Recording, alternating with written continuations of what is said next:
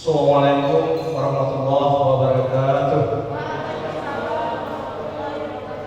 Selamat siang, salam sejahtera buat kita semua. Alhamdulillah rabbil alamin. Wassalatu wassalamu ala asyrofil mursalin sayyidina wa maulana Muhammad wa ala alihi wa sahbihi ajma'in. Amma ba'du. Yang saya hormati Bapak Abdul Chan sebagai partner rumah sakit KIM. Yang saya hormati Dr. Yoke sebagai direktur di rumah sakit KIM ini, dan yang kami banggakan, yang kami muliakan Bapak Kiai Jafar Siddiq sebagai ketua PWNU Bangka Belitung beserta seluruh jajaran. Ada Pak AKA, ada Pak Ridwan di sini hadir, dan yang saya hormati dan saya banggakan seluruh sahabat-sahabat karyawan rumah sakit KIM yang hari ini sempat hadir di sini bersilaturahmi dengan keluarga besar rumah sakit KIM ini. Pak Jafar Siddiq hadir di sini akan memberikan kita semangat terkait masalah refleksi tahun 2020 yang lalu. Mudah-mudahan di tahun 2021 nanti ada semangat baru yang akan membawa KIM lebih baik dan untuk kesejahteraan karyawan ke depan. Nanti kita akan bersama-sama mendengarkan apa yang disampaikan oleh beliau, dan insya Allah ini adalah motivasi buat kita sebagai karyawan di sini yang sampai 2021 nanti kita kurang beruntung, tapi kita pasti harus lebih baik. Saya kira permohonan dari saya mungkin langsung atau nanti dari Pak Henry akan menyampaikan sesuatu. Kami silakan ke depan Pak Henry dan Pak Kiai Jafar. Begitu saja.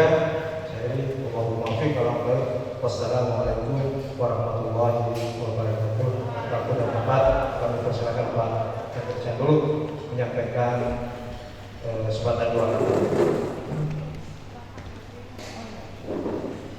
Selamat pagi. Selamat pagi. Apa kabar?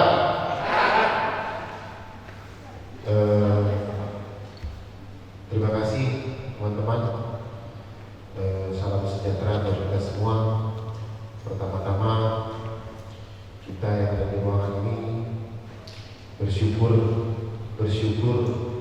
dan bersyukur hari ini kita masih bisa berkumpul di sini dan kita meluangkan waktu sebentar sambil makan siang nanti bersama Pak Kiai mengevaluasi tahun 2020 yang penderitaan global yang terjadi di seluruh dunia ini.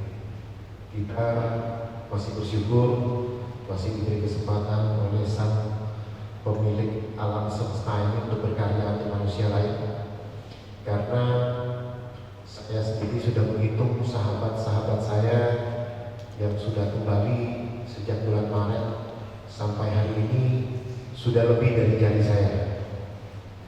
Manusia yang pertama memberi semangat membangun rumah sakit ini dan memberi persetujuan pembangunan rumah sakit ini salah satu pimpinan BNI wilayah yang minggu sebelumnya telepon saya ternyata mendahului kita waktu awal COVID di bulan Mei atau Juni. Istrinya sempat telepon ke saya cuma bilang, Bapak sebelum wafat titip salam buat dokter dan tolong lanjutkan perjuangan kita. Begitu juga sahabat kami almarhum Pak Eko, 28 Maret 2011 beliau meresmikan klinik kita Medika. Doa beliau bersama almarhum Pak Wali Kota waktu itu Pak Zulkarnain, saya ingat banget, di depan jalan rumah sakit klinik KIM itu 28 Maret. Dua orang besar ini bermimpi 5 tahun dari 28 Maret 2011 akan ada rumah sakit KIM. 2016 kami mulai bangun dengan mimpi itu. Jujur teman-teman yang hadir di sini, kita merefleksi bukan tahun 2020, tapi sejak adanya KIM. Kami bersama-sama tim, mungkin Bu Ena masih hadir waktu itu ya, baru kerja hari pertama, 28 Maret 2015 kami meletakkan batu pertama untuk pembangunan rumah sakit Kalbu Intan Medika oleh 4 anak yatim dari 4 penjuru Managing. Waktu itu ada wali kota, ada ketua Kadinkes dan yang lain, tapi meletakkan. Dan saya ingat kembali 3 tahun setelah itu, 28 Maret 2018, waktu subuh, semua anak yatim dari pondok yang di Pereklanan, ada 50 anak, membuka operasional rumah sakit ini saat subuh dengan sholat subuh lebih dari 5 saf waktu itu ya. Mungkin Pak Ali ada ya? Ada beberapa yang masih setia di sini, yang masih punya hati. Dan pada kesempatan ini tanggal 30 Desember 2020, beberapa manusia lain memvonis bahwa 31 Desember 2020 KIM tutup. Semalam kami berdiskusi panjang dengan Pak Kiai dan sampai larut di pondok pesantren. Kami menemukan sedikit solusi untuk kita 2021. Kami berharap ada sedikit pencerahan dari Pak Kiai, yang sebenarnya Pak Kiai ini setiap saat hadir di rumah sakit ini di channel TV nomor 9. Kita tidak pernah menyadari itu. Di Pertamina Vision itu ada namanya HS TV, channel 9. Di rumah sakit ini bisa lihat Pak Kiai di jalur 9 Pangkal Pinang Vision ya. Saya sendiri sebenarnya tahu beliau sejak ke Pasir Padi, selalu menengok ke arah kanan. Kayaknya ini bakal besar, kayaknya ini bakal besar gitu ya Pak Arkai. Saya dengan Pak Arkai itu sejak tahun berapa Pak? 2009 ya. 2009 kami bersahabat, sudah 12 tahun. Semalam kami dipertemukan. Saya tidak tahu Pak Tanwin ini manusia yang diutus oleh Tuhan buat mempertemukan kita semua ya. Sehingga kita berharap pertemuan singkat ini menjadi tonggak sejarah kita buat maju ke depan. Dan sudah sampaikan cita-cita saya pertama kali mendirikan Intan Medika ini cuma satu: bagaimana melihat Intan Medika tetap ada dan masih ada melayani manusia lain ketika 100 tahun kita ada di surga. Nah, masalah masuk surga ke surga kita nggak tahu. Tetapi dengan ada Intan Medika ini, saya sebagai manusia yang lemah sudah selesai cita-citanya. Membangun sesuatu di titik saya lahir, membangun sesuatu di kampung saya lahir. Kalau diizinkan oleh Tuhan sang pemilik semesta untuk berkarya di tempat lain, monggo pakai. Dan kami juga tadi sama Kiai sudah siap, tempat tidur kami terakhir di dunia ini sudah ada. Mungkin itu saja. Terima kasih Pak Kiai waktunya. Pak Dr. Yoke, Pak Novia, teman-teman yang sudah setia di sini, ada Christian, ada Pak D, ada Bu Erna, ada Pak Ali yang sudah bertahun-tahun di sini, Pak Anton yang masih setia, dan kami yakin 2021 ketika dunia pulih, Intan Medika sudah siap menjadi sesuatu yang baik dan lebih baik. Terima kasih. Baik, terima kasih Pak Richard sudah menyampaikan sejarah bagaimana berdirinya KIM, bagaimana tujuan akhir daripada KIM. Harapan kita KIM tetap eksis sampai berapa tahun yang akan datang.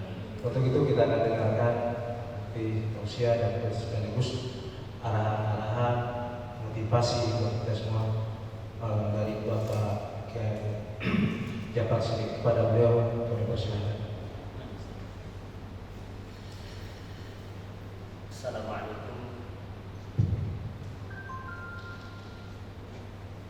Assalamualaikum warahmatullahi wabarakatuh. Bismillah, alhamdulillah, wassalatu wassalamu ala rasulillah Sayyidina Muhammad bin Abdillah wa alihi wa sahbihi wa wala, amma ba'd. Hadratul muhtaramin yang saya hormati Pak Dr. Henry, Pak Dr. siapa? Bukan Boyke, bukan. Saya kira Dr. Boyke. Pak Tanwin, Ketua PKB yang juga Dewan Pengawas di Rumah Sakit UIN, dan saya membawa sahabat ke bidang ekonomi BWN Bangka Belitung, Mas Ridwan, mohon berdiri. Ya. Beliau adalah cucu dari Bapak Umar Wirahadi Kusuma, mantan Wakil Presiden Republik Indonesia. Betul. Ya. Pak RKA, wakil saya di PWNU. Mudah-mudahan semua yang hadir di sini dalam naungan rahmat Allah Subhanahu wa taala. Amin ya rabbal alamin.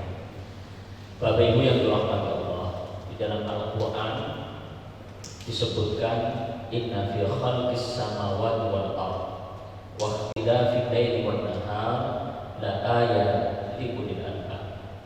Sesungguhnya dalam penciptaan langit dan bumi, perputaran siang dan malam, artinya pergantian waktu dari tahun ke tahun, bulan ke bulan, minggu ke minggu, hari ke hari, bahkan detik ke detik, desahan nafas kita, dari desahan nafas ke desahan nafas, la ayat, semuanya sudah diatur oleh Allah Subhanahu wa taala sebagai tanda akan kekuasaan Allah Subhanahu wa taala.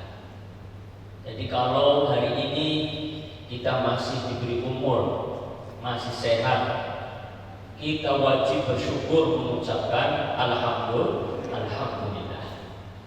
Kalau hari ini ada orang yang mungkin merasa hidupnya lebih baik, ya monggo. Tapi kalau kita dengan dunia, hendaknya kita melihat yang lebih bawah dari kita. Kalau kita melihat yang lebih susah dari kita, maka kita pasti akan bersyukur. Ya. Tapi kalau melihat yang atas, ya kita nggak ada cukupnya, terus ratus dan ratus. Maka di dalam Islam ada 3 takdir yang paten, yang sudah tidak bisa diganggu-gugat. Yang pertama, takdir kematian. La yastakhiruna sa'atan wa la yastaqdimun. Allah sudah catat, tidak bisa diakhirkan, tidak bisa dikedepankan. Kullu nafsin dha'iqatul maut. Setiap yang bernyawa pasti akan mati.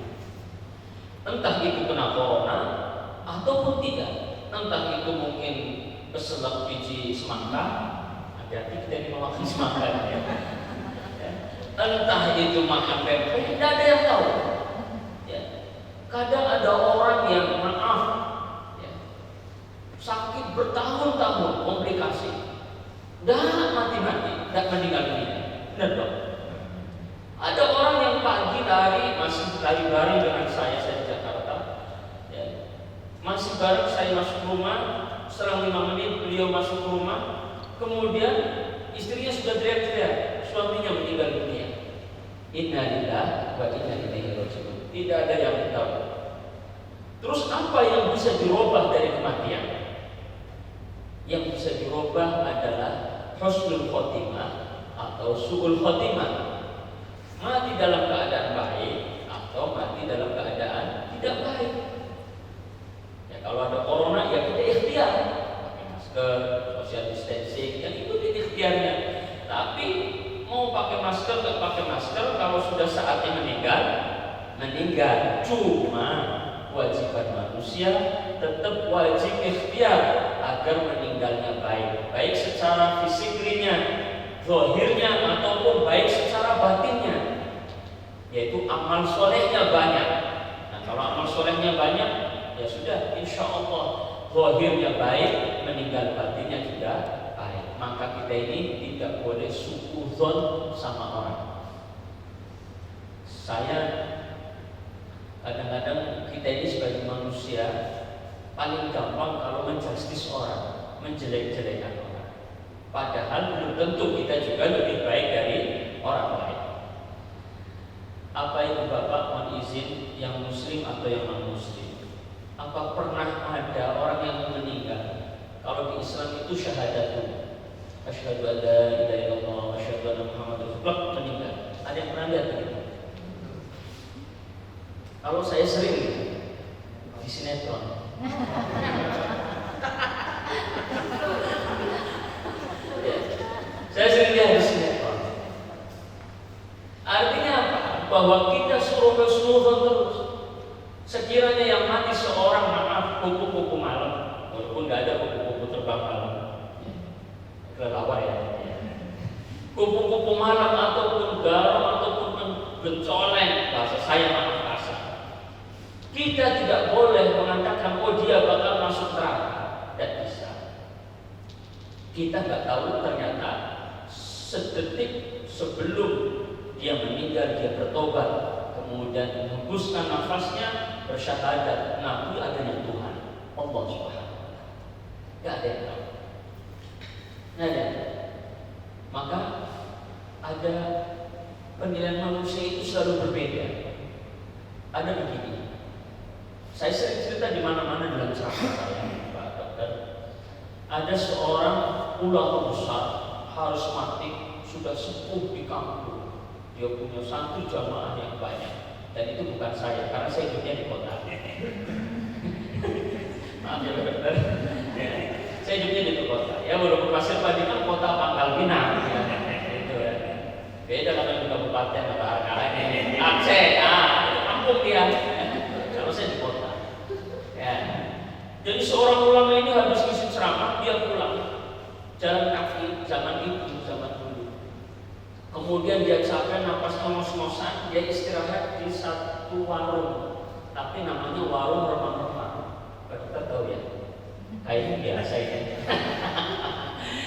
Kalau dulu namanya warung remang-remang, kalau sekarang namanya diskotik. Dia duduk, nggak tahu. Dia duduk, kemudian istirahat, habis ceramah capek, ternyata subhanallah Allah ambil nyawanya. Disitulah takdirnya. Geger satu kampung. Oh, kiai yang alim, yang jamaahnya banyak, ulama besar, meninggal di warung remang-remang. Padahal dia cuma istirahat kos-kosan. Dan sang kiai nggak tahu kalau itu warung remang-remang. Begitulah penilaian manusia. Ada juga orang preman, mabok, topi miring, ya, ikon lah ikon. Mabok topi miring, pas pulang menjelang subuh, masjid lagi tarjiman ya Arhamar Rahimin. Di depan masjid itu dia nggak tahu ternyata ada maaf kotoran sapi dia injek. Maklum mabok tai sapi kan agak ingat agak enggak itu kan, sapi gitu kan. Begitu dia di kakinya tai sapi, dia lihat sebelah kirinya ada masjid. Teringat oleh si pemabok tadi, ada tempat wudu, tempat cuci kaki. Dia datang ke tempat wudu, cuci kakinya, pas beduk subuh dipukul, dia kaget kejedot tembok, meninggal dunia. Orang berdatangan datang ke masjid. Oh itu luar biasa. Padahal preman yang suka ganggu, yang suka mabok, matinya mau sholat subuh. Kita nggak tahu. Aslinya dia cuma mau cuci kaki dari tai sapi. Ya indah inilah takdir kematian. Kemudian yang kedua takdir rezeki. Rezeki itu bungkusannya sudah ada dari Tuhan yang Maha Esa, dari Allah Subhanahu wa Ta'ala.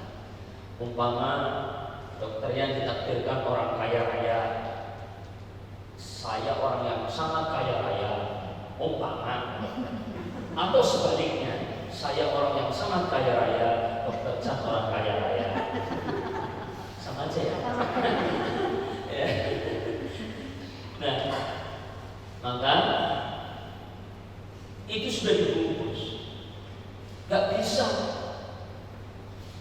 Pak dokter harus, target saya satu hari 1.000 pasien.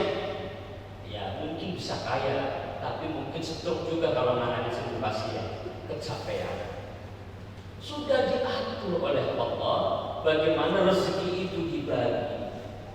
Gak bisa kita memaksakan kehendak. Yang ada apa dalam rezeki? Gak bisa dirubah hasilnya. Yang ada apa? Yang ada adalah ikhtiarnya, usahanya. Kalau sudah ikhtiar, ya, kita kembalikan sama Allah. Allah yang merubah, bukan kita. Tuhan yang merubah, bukan kita. Kalau tadi saya dengar Pak Dokter menyampaikan ada perawat yang mau bubar, mau kabur, ya legowo saja. Memang perawat cuma mereka doang. Gagap nas banget saya, agak galak saya. Ya, kalau saya bilang begitu, ya siapa tahu setelah hari ini NU bekerja sama dengan KIM. Kemudian gak tahu kenapa KIM lebih besar dari seluruh rumah sakit yang ada di belakang.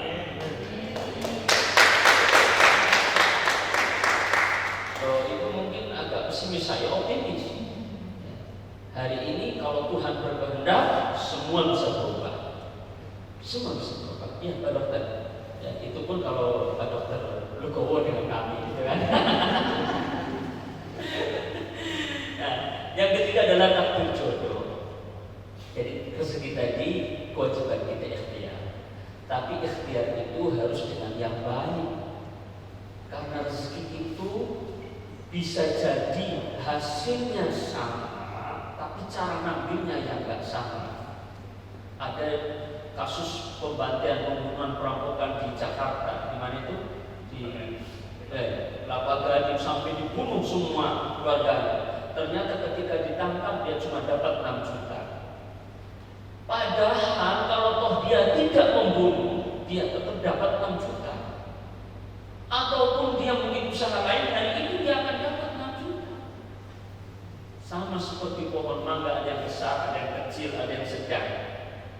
Itu sudah bungkusan rezeki kita. Tapi orang ngambil mangga itu dengan berbagai cara. Ada yang pakai galak dengan cara cepat, Allah kasih dia cepat rezekinya. Ada yang mungkin dengan penderitaan orang lain. Dia lempar batu, mangganya nggak kena kepala orang. Nah, ada begitu, ada menyakiti orang sudah membunuh nggak dapat apa-apa, menzalimi orang sudah memprovokasi, dia juga tetap miskin. Tak bisa. Ada sebaliknya, ada yang harus dia dapat rezeki itu, tapi mengorbankan orang lain. Dia naik di punggung orang untuk mengambil mangga itu. Dia menikmatinya, orang lain yang sisa. Ini juga tidak baik. Maka di dalam Islam rezeki itu ada 3 golongan: rezeki yang halal, rezeki yang thayyib, yang baik, dan rezeki yang berkah. Ada orang bilang sering di mana-mana, yang penting halal. Belum cukup. Karena halal belum cukup. Maaf, tempe itu halal, ikanlah ikan itu halal. Ya. Ikan halal karena besar, kita makan ikan tongkol. Ya. Jangan sampai salah nyebut ini, kalau presiden tahu marah ini. Ya. Sebutkan 5 ikan dapat sepeda, gitu kan? Jangan sampai salah nyebut. Oh mama kita makan ikan tongkol. Di dalam Islam ikan tongkol itu halal, betul ya? Gak habis, digoreng lagi. Masih halal nggak? Halal masih. Menurut dokter baik-baik. Digoreng lagi. Kurang baik. Masih gak habis, digoreng lagi. Daur ulang lagi, digoreng lagi. Tetap halal, karena sejatinya ikan tetap halal. Mau digoreng 1000 kali tetap halal. Tapi tidak thayyib, tidak baik, bisa jadi kolesterol, bisa jadi penyakit yang lain. Maka itu dalam Islam ada rezeki yang halal. Halal tidak cukup, harus baik. Baik tidak cukup, harus berkah. Nah, kalau sudah halal, baik, maka hasilnya adalah berkah. berkah. Kalau berkah itu sedikit mencukupi, apalagi banyak, dia lebih bermanfaat untuk orang lain. Tapi rezeki gak berkah, banyak tapi tidak mencukupi, orang lain juga akan merasa kurang, dan kalau bahasa kita rezeki panas lah begitu. Dapat uang, diskotik, punya istri cantik, malah zina, maaf gitu ya. Di rumah ada kopi, minum khamar, dan macam-macam. Itu kan artinya apa? Rezekinya mungkin dapatnya halal tapi tidak baik. Apalagi yang dapatnya haram. Dapatnya haram bisa lebih parah lagi. Mudah-mudahan para pelaku medis yang ada di sini, apapun itu, karyawan, satpam, office boy dan lain sebagainya, semuanya mudah-mudahan diberkahi Allah Subhanahu wa taala. Saya doakan mudah-mudahan 2021 menjadi perubahan yang lebih baik lagi. Dan itulah yang bisa saya sampaikan. Kami khawatir nasinya dingin pada itu juga kurang baik. Jadi mengadopsi rezeki tadi ya, kita harus rezeki yang halal yang baik ya. Halal thayyiban. Kita tutup dengan doa Al-Fatihah.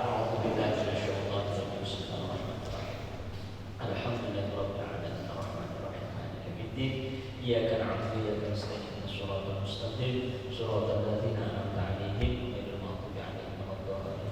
Bismillahirrahmanirrahim. Allahumma shalli wa sallim 'ala sayyidina Muhammad wa ali sayyidina Muhammad. Shalatan tunjina biha min jamil ahwali wal afat wa taqdilana biha jami'al hajat wa tutahhiruna biha min jami'is sayyi'at wa tarfa'una biha ta'ala darajat wa tuballighuna biha aqsal ghayat min jamil khairat fil hayat wa ba'da ma. Allahumma lakal hamdu wa ilaikal mushtaka wa antal musta'an wa la hawla wa la quwwata illa billahil 'aliyyil 'azim. Allahumma lakal hamdu wa ilaikal mushtaka wa antal musta'an wa la hawla wa la quwwata illa billahil 'aliyyil 'azim. Allahumma lakal hamdu wa ilaikal mushtaka wa antal musta'an wa la hawla wa la quwwata illa billahil 'azim. Allahumma inna nas'aluka khaira hadzal makan wa khaira ma fihi wa khaira man fihi wa na'udzubika min syarri hadzal makan wa syarri ma wa syarri man fihi ya arhamar rahimin wa ya akramal akramin bi ajli wajhin. Rabbana ighfir lana dzunubana wa liwalidina warhamhum kama rabbayana shaghira. Rabbana atina fid dunya hasanah wa fil akhirati hasanah wa qina adzabannar. Subhana rabbika rabbil izzati 'amma yasifun wa salamun 'alal mursalin walhamdulillahi rabbil alamin. Taqabbalallahu minkum wallahu muwaffiq ila aqwamit thoriq. Assalamualaikum warahmatullahi wabarakatuh. Waalaikumsalam warahmatullahi wabarakatuh. Demikianlah Bapak Ibu semua, tausiah atau sedikit penyemangat dari Bapak Kiai Jabar Sidi. Ya, setelah membuat bercendera mata, tapi yang harus digarisbawahi Bapak Ibu semua, sahabat-sahabat semua, mudah-mudahan PWE Bubble bisa bekerja sama dengan KIP. Itu yang saya ini maaf Allah kata Rasulullah. Wassalamualaikum warahmatullahi wabarakatuh. Kita serahkan HEPA filter dari LG buat Pak Kiai dan Pak Ridwan biar selalu ekstrim dan dijaga. Semoga dengan aura besarnya Pak Ridwan 2021 kita bisa menjadi rumah sakit nomor 1 ya. Itu bisa biar. Amin.